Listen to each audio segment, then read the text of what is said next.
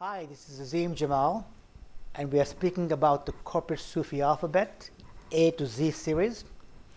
Today we are focusing on the letter P, and the word we've chosen for P is persevere.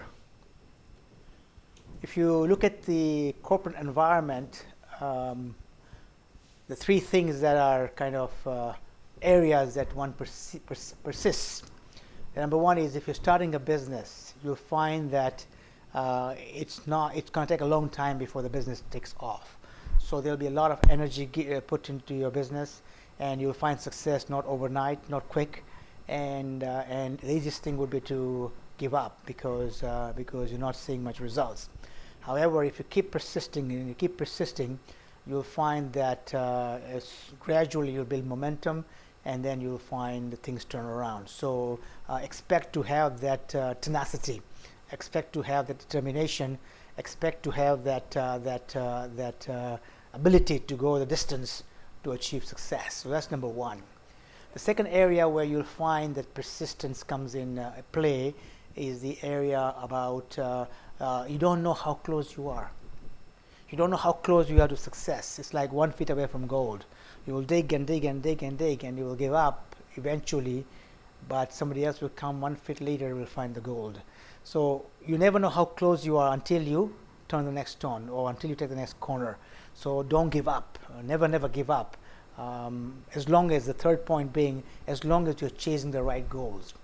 If you're chasing the wrong goals, then even if you achieve your goals, you won't be happy, which means that all the time you've invested will go to waste.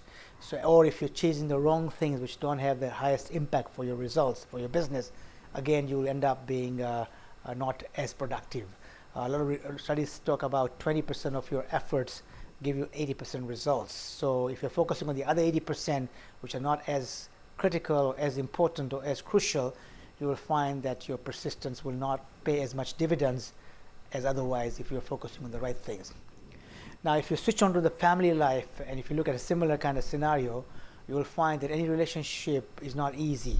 I'm married now 27 years, but the first few years were hard in my life because I was born in Tanzania, studied in Kenya, went to UK, came to Canada. I married a wife from India, even though I met her in Canada, but we had a lot of difference in our approach to life and outlook and so on, so it was difficult. And sometimes we felt that maybe it's a wrong marriage. But as we kept on going, we realized that actually we complement each other, that she has some strengths which I don't have, and vice versa. So I think we kind of help each other out better because of our differences, and our children have been able to get the best of both of us, which is great. So, but that required persistence, not giving up easily just because there was some tension in the beginning. If you look at the second scenario whereby you don't know how close you are to victory, similarly, when you want to give up something in a relationship, whether with a spouse or a child or a brother or sister, maybe there's so little that needs to be done before things can turn around, and maybe you are already getting close to finding that kind of harmony, but you give up. So the idea is not to give up, and always look at the other side and see what the other person's feeling about the whole thing, and finding ways to find that oneness between the two of you.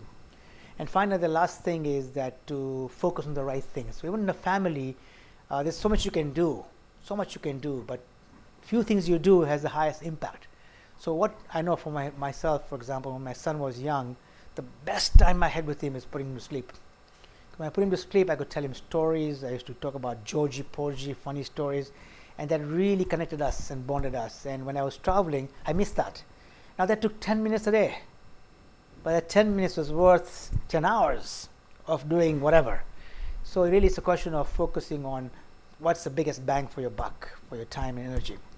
Yeah. So I think without persistence, you will not go too far in business. Without persistence, you will not go too far in the family.